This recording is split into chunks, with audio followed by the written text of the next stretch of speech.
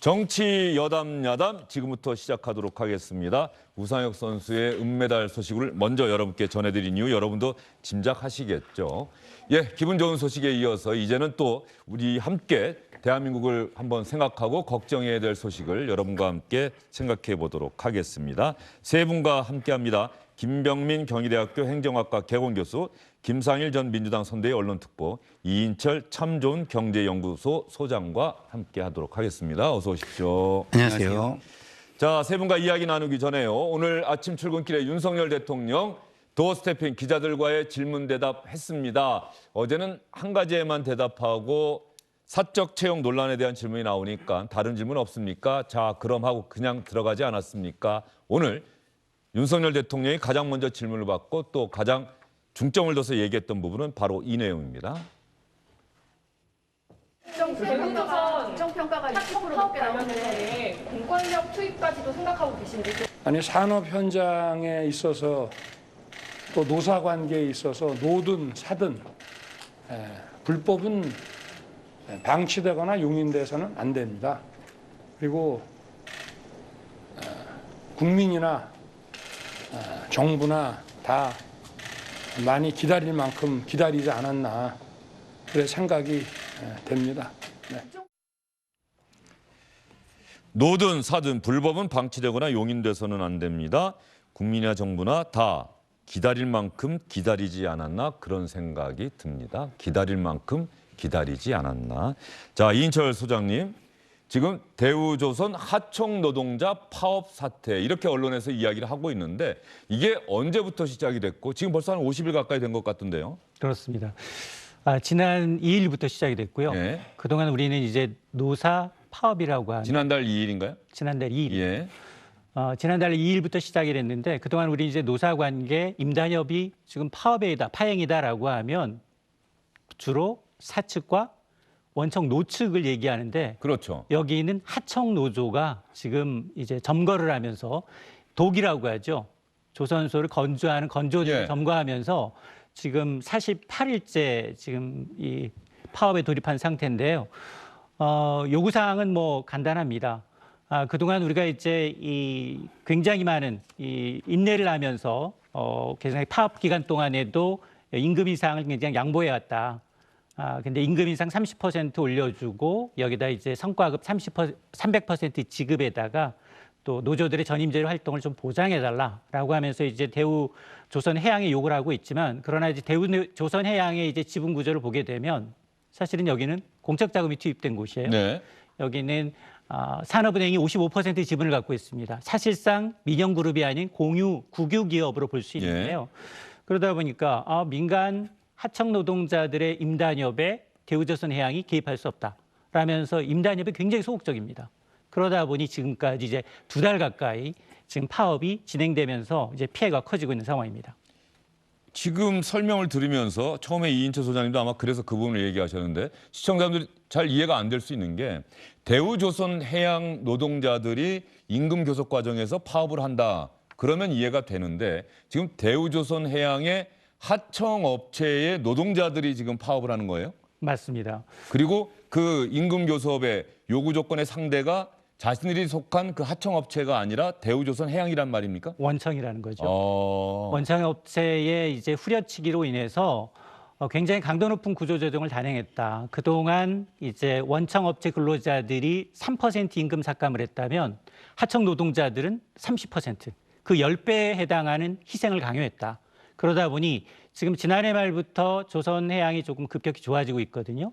자, 이런 걸 반영하게 되면 그동안 못 받았던 임금, 밀리는 월급을 올려달라라는 입장입니다. 전반적으로 보면 대우조선해양은 113개의 네. 협력업체가 있어요. 그러니까 원청 소속 근로자들이 한 9천여 명, 그리고 이 하청 소속 근로자들이 12,000여 명, 오히려 배보다 배꼽이 더 큰 구조입니다. 예. 그런데 지금 이 파업을 벌이고 있는 것은 113개 하청업체 가운데 22개 하청업체로 구성된 노조원 400명 가운데 실질적으로 파업에 참여하는 수는 뭐 120여 명 정도로 알려져 있는데 사실은 이 지난 2일에 파업에 도입을 했지만 처음부터 사실 도크를 점령한 건 아니었어요. 그게 이제 지난달 22일부터 네. 다른 노사 진전이 없으니까 이제 도크에 진입을 한 상황인데 그러다 보니까 지금 11월 인도 예정인 선박 건조가 중단됐습니다. 그러니까 원청 노동자들도 지금 이 때문에 어제와 오늘 지금 일을 못 하고 있는 상황이거든요. 그러다 보니 지금 대통령까지 나서서 어제는 이제 5대 장관이 나서서 이건 이제 불법이다라고 얘기를 하면서 일단 그 강하게 이제 이 공권력 투입 가능성을 시사하고 있습니다. 자, 공권력 투입 가능성 이 부분이 사실은 오늘 윤석열 대통령의 발언을 놓고서 과연 공권력을 투입할 것이냐, 투입하는 것을 대통령이 시사한 것 아니냐 이렇게 이야기가 나오고 있는데 이인철 소장님, 지금 공권력이 투입된 게 벌써 10년이 넘었다 이런 기사들이 있던데 맞습니까? 10년이 넘었다라는 게 어떤 얘기죠? 가장 최근에 이런 현장에 공권력이 투입돼서 강제로 진압을 하거나 그 파업합 중인 노동자들 해산시켰다라고 하는 게 말이죠. 그렇습니다. 그래서 아마 지금 야당의 경우에는 이번 사태를 비난하면서 이거는 이제 우리가 쌍용차 사태라든가 과거에 있었던 네. 이 사건을 보는 것처럼 이 정부의 공권력 이제 투입에 대해서 시사에 대해서 강력하게 이제 반발하고 있는 대목인데 그동안 조선업체는 10년 동안 불황이었습니다. 불황이었고 그동안은 중국에 밀려서 저가 수주로 출혈 경쟁을 해왔습니다. 그동안의 전문 인력들은 절반 이상 다 다른 전직을 했고요. 그런데 이제 지난해 말부터 분위기가 반전돼서 국제 유가 흐름에 민감한 이제 중동에서 수주를 하고 또 친환경 선박의 수요가 늘어나면서 수주가 몰렸습니다. 그러다 보니까 갑자기 밀려든 일감에 이제 노조원들이 이제 협력이 필요한 상황인데 사람 구하기도 어렵죠. 근데 원재료비 올랐죠. 여기에다가 이제 하청업체의 요구가 지난 3년 동안, 그냥 10년 동안 이제 누적된 이런 손실분에 대해서 보상해달라라는 차원의 얘기가 이제 정부가 보기에는 이게 우리가 이제 웨이즈 스파이럴이라고 하는데요. 임금과 물가가 나선형으로 계속해서 오르면서 서로 자극하면서 오르면서 정부가 이제 내놓을 수 있는 대책이 굉장히 한계점에 부딪힐 수밖에 없는데 그동안은 화물연대 파업에서도 그렇습니다만 이런 노사 문제가 제기가 되면 잉단협이라는 건 민간 기업 간 해결할 단협사항이다라고 해서 좀 멀리 갔지만 예. 지금 거의 2달여 가까이 되고 있기 때문에 아마 이제 강경 대응 방침으로 선회한 것으로 저는 보입니다.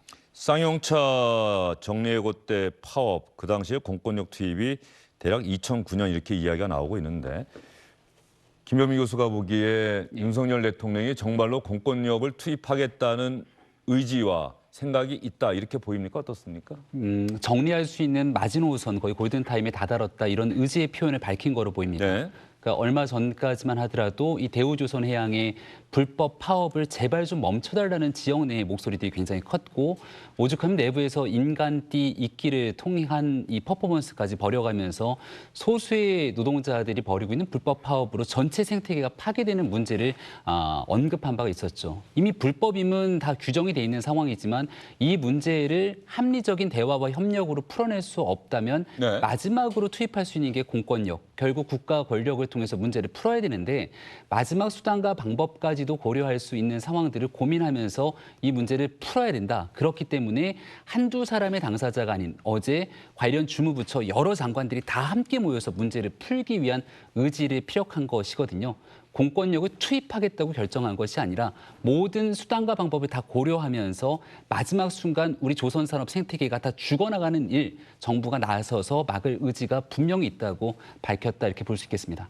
공권력 투입 가능성을 시사함으로 인해서 파업 중인 노동자들에게 어떤 부담감을 주고 그것을 통해서 어떤 협상의 극적인 타결을 이끌어내려는 그런 의중도 있다. 모든 가능성들이 열려 있는 거죠. 지금 현재 상황 속에서는 스스로를 그 1제곱미터 안에 있는 울타리에 모든 것들을 가둬놓고 또 인화성 굉장히 위험한 물질들까지 지금 가지고 있는 것 아니냐 이런 보도들이 이루어지게 되는데 그렇다면 이 일부에 있는 노조원이 원하는 방식 아니면 협상과 타협이 이루어질 수 없다는 강제 행위들을 계속 하고 있는 것이고 이들로 인해서 나머지에 있는 조선산업 생태계에 근무하고 있는 모든 사람들이 피해자가 될 수 있는 거거든요. 정부가 적극적인 의지를 갖고 나서겠다라고 피력했다 볼 수 있겠습니다. 지금 민주당 쪽에서는 공권력 투입은 제2의 용산 참사 그리고 쌍용차 파업 당시에 공권력 투입 이런 것들이 우려된다 이렇게 이야기를 하고 있는데 말이죠. 그러니까요. 그런 부분이 많이 우려가 됩니다. 김병민 교수가 얘기한 것처럼 예. 지금 뭐 신어통이니 뭐 가지고 그 철창 안에 지금 스스로 갇혀 있다 지금 이러지 않습니까? 그래서 제가 볼 때는 그런 사태가 일어나서는 안 되겠다 이런 생각이 들면서 저는 윤석열 대통령의 지금의 리더십에 대한 어떤 말씀을 안 드릴 수가 없습니다. 네. 지금 오늘 하신 말씀은 내가 충분히 지켜봤다. 이제 심판하겠다. 이렇게뿐이 들리질 않아요. 근데 자, 그 리더의 모습은 심판자의 모습, 검사의 모습 이런 게 아닙니다. 어떤 공공 갈등이 있으면 그 갈등 속으로 내가 들어가서 거기에 공감대를 형성하고 충분한 감수성을 가지고 함께 노력하고 그리고 그 노력으로 국민에게 그 모습을 보여주면서 국민의 공감을 얻어내고 거기에 자신의 결정의 명분을 축적하고 이런 네. 과정이 있어야 되거든요. 그래야 그 진정성을 국민들이 믿어주시고 그다음에 지지해 주는 것이죠. 그리고 이런 파업에서 과거의 사례를 보면 가장 무서운 것이 공권력이 아닙니다. 여론의 힘이에요, 여론. 여론이 부담스러우면은 모든 시위나 이런 걸 스스로 접고 뒤로 물러나게 돼 있습니다. 자, 우리 김병민 교수 말씀하신 것처럼 인간 띠기 뭐 이런 것들이 있었잖아요. 그런 것들이 이어지는 것을 예를 들어서 가서 지켜보고 같이 설득도 하고 이런 모습을 현장에서 정부가 나서고 어떤 공공기관이 나서고 하는 모습을 보여줬다면 지금 국민의 여론은 조금 더 당신들이 조금 더 기다려주세요라고 얘기할지도 모릅니다. 그렇지만 그러지 않고 어느 날 갑자기 이 이슈를 딱 접하면서 느끼는 것은 뭐냐. 자, 우리 이인철 소장님이 말씀하신 것 중에서 손실보전이라는 말씀하셨는데 손실보전을 얘기하는 게 아니에요. 과거만큼의 이익을 원상 회복을 해달라는 겁니다. 원상 회복. 왜? 네. 어려운 시절이 지났고 이제 호황이 왔으니 우리의 어려움도 좀 알아달라 이렇게 얘기를 하는 것이죠. 그러면 그거를 왜 못 알아주겠습니까? 지금 못 알아주는 이유는 딱 하나예요. 그동안 손해본 거를 빨리 압축적으로 극복하겠다는 겁니다. 그러면 그럴 거보다는 함께 극복하는 걸로 이 극복 시간을 조금 늘리면 되는 것이죠. 제가 볼 때는. 그래서 저는 민주당이 지금 이야기하고 있는 모습 그런 것들에 대해서도 대통령께서 한 번 더 좀 재고를 하시고 현장과 공감하는 감수성을 보여주는 리더십 그런 리더십을 보여주셨으면 좋겠다는 바람이 있습니다. 자, 그러면 여당과 제1야당 민주당이 대우조선해양 하청 노동자 파업 상황과 관련해서 어떠한 생각과 견해를 갖고 있는지 여러분과 함께 확인해 보도록 하겠습니다. 대다수 국민들은 불법과 폭력도 서슴지 않는 민주노총의 강경 투쟁 방식에 많은 거부감을 느끼고 있습니다. 정말 근로자를 위한 투쟁인지 민주노총의 기득권을 지키기 위한 투쟁인지 의문을 갖고 계십니다. 더 이상 불법이 용인돼서는 안 됩니다. 정부는 더 이상 주저하지 말고 법과 원칙에 따라 불법에 엄정 대응해야 합니다. 대한민국의 치해복권 지대는 존재하지 않습니다. 윤석열 정부에서 해법을 찾아내야 되는데 불법 운운하면서 노동자들을 때려잡는 데만 골몰한다라면은 이거 상당히 위험한 일이 발생할 수 있다. 그리고 오늘 원내 회의에서도 심도 깊게 이 부분에 대한 논의가 있었습니다. 당 차원의 TF를 구성하는 게 좋겠다라는 좀 합의 논의들이 진행이 돼서 우리 정책위 의장께서 당 차원의 TF를 만들기 위한 준비를 지금 진행하고 있습니다. 자, 이 소장님, 공권력 투입할 가능성, 공권력이 노동 현장에 파업 상황과 관련해서 투입됐던 마지막 사례가 아마도 9년 전인 것 같은데 말이죠. 2013년에 코레일 파업 당시에 공권력이 투입됐다. 그때 당시의 영상 보고 나서 이제 과연 어떻게 이 문제를 풀어가야 될지를 여러분과 함께 생각해 보도록 하겠습니다.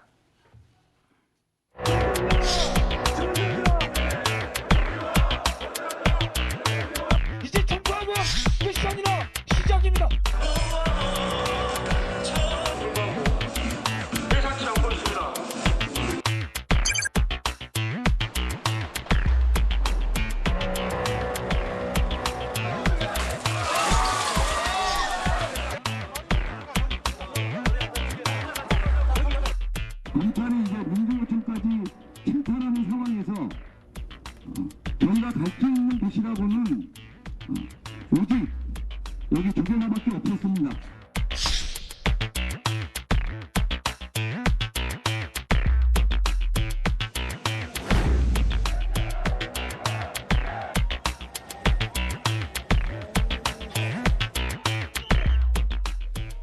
예, 공권력이 투입돼서 강제로 해산한다. 그 과정에서는 충돌이 있을 가능성이 대단히 크고 충돌하게 된다면 어떤 인적 피해가 날 가능성도 대단히 큽니다. 우리가 그런 사례들을 과거에 여러 번 봐왔기 때문에 많은 분들이 걱정하시면서 지금 이 소식을 듣고 계실 텐데요. 이 소장님, 이거 해결하려면 대우조선해양 아까 산업은행 이야기 하셨잖아요. 정부.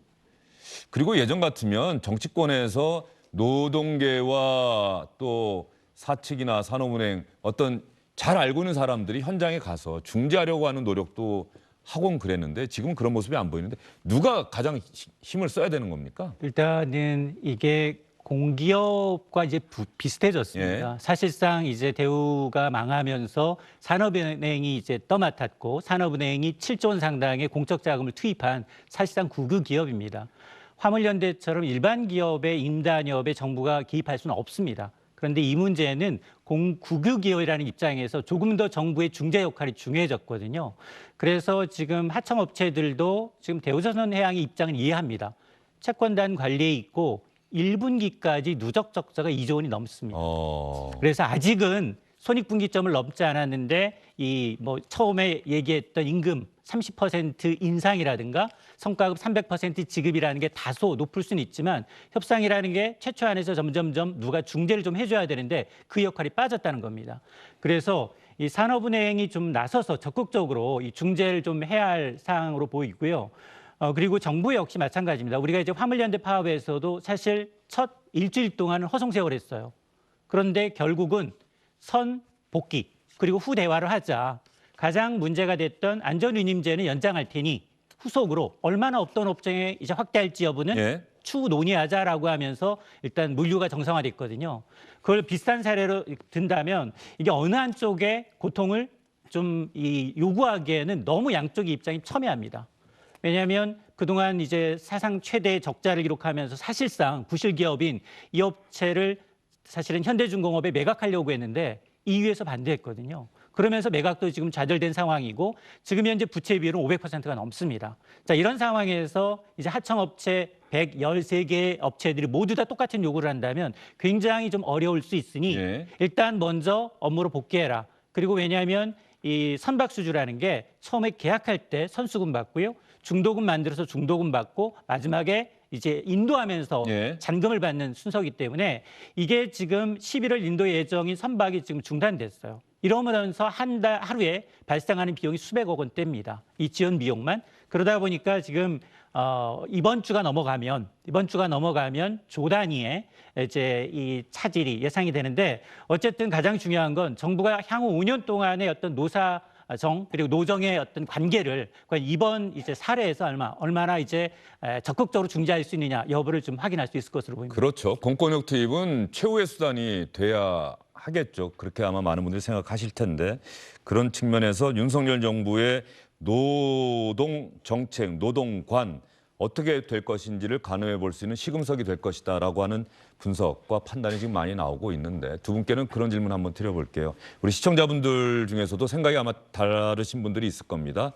자, 파업이 불법이라면 불법 파업에는 왜 우리나라는 그동안 이런 불법적인 파업을 그대로 보고만 있느냐. 정부가 공권력이 왜 있느냐. 불법에는 엄정하게 대응해야지. 이런 목소리를 갖고 계신 분이 있는가 하면은 또 한편에서는 그게 우리랑 같은 다 노동자들이고 얼마나 절실하고 얼마나 간절하면 이렇게 좀 법을 어겨가면서까지 파업을 해서 내 목소리를 들어달라고 호소할 것이냐. 그렇다고 한다면 이것은 무턱대고 공권력을 투입할 것이 아니라 가능한 한 대화와 타협으로 충돌 없이 이 문제를 풀어가야 된다. 그게 우리가 지향하는 노동자와 그리고 사측이 함께 살 수 있는 세상이다. 참 두 분의 생각이 궁금해요. 우리 김변미 교수 생각은 어떻습니까? 상생으로 가는 길을 택할 수 있으면 네. 더할 나위 없이 좋지 않겠습니까? 근데 이런 파업이 장기화됐을 때는 문제가 더더군다나 꼬여갈 수밖에 없는 게 불법 파업을 통해서 회사와 사측에 입히는 피해에 대해서 결국은 민사상 소송이 진행될 수밖에 없고 그런 파업에 대해서 파업을 처리하고 복귀하는 조건으로 그동안 입혔던 피해에 대한 소송 취하 등에 대한 내용들이 같이 맞물려 돌아갈 수밖에 없을 겁니다. 근데 벌써 한 48일 정도 시간이 지나면서 이인철 소장님 말씀 주셨던 것처럼 피해는 천문학적으로 늘어나게 되고 그 피해의 모든 이해관계자가 단순 회사가 아니라 수조 원의 천문학적 공적 자금이 투입된 대한민국 국민 모두가 다 이해 당사자가 돼버린 거죠. 그리고 앞서 얘기했던 코레일 파업과는 또 굉장히 다를 수밖에 없는 게 노동자들 다수가 이 문제의 이해 당사자로 얽혀 있는 공감대가 형성된 일이 아니라 아주 소수의 노동조합에 가입돼 있는 사람들로 인해서 이뤄지게 됐던 수많은 피해이기 때문에 이 일을 어디까지 용인할 수 있겠는가에 대한 고민이 들 겁니다. 제일 좋은 거는 이 문제가 일파만파 커져서 더 이상 해결하기 어려운 상태까지 터지도록 두는 것이 아니라 초창기에 문제를 해결하기 위한 노력들이 선행됐으면 제일 좋았을 텐데 그러지 못한 아쉬움이 있다고 생각하고요. 제일 좋은 건 공권력 투입되기 전까지 대화와 타협을 통해서 해결하는 일일 텐데 이게 진행되지 않고 마지막 순간까지 가게 되면 결국 선박 문제에 대해서 여기에 대한 지체상금, 배상금만 물어주는 것이 아니라 계약 취소가 이뤄지게 됐을 경우 그 이에 대한민국 조선사업에 입히게 되는 타격까지 정부가 고려할 수밖에 없다는 점, 이 모든 것들을 함께 참작해서 고민할 지점이라고 봅니다. 김상일 전 특보생각은 어떻습니까? 지금 김 교수님이 말씀하신 그런 어마어마한 피해를 생각한다면 이분들이 생활하기가 우리는 진짜 어렵습니다. 그동안 30% 후려치기 받아가지고 어렵게 생활을 해가지고 이제 우리의 노력에 그걸 밟고서 내지는 뭐 밟고서라는 표현이 좀 과하면 어쨌든 그 위에 그 토대 위에 이 조선 호황기가 다시 온 거 아닙니까? 그러니 과거 정도로 우리가 먹고 살 수 있게 이익을 좀 분배를 해 주십시오. 라고 얘기를 하는 거예요.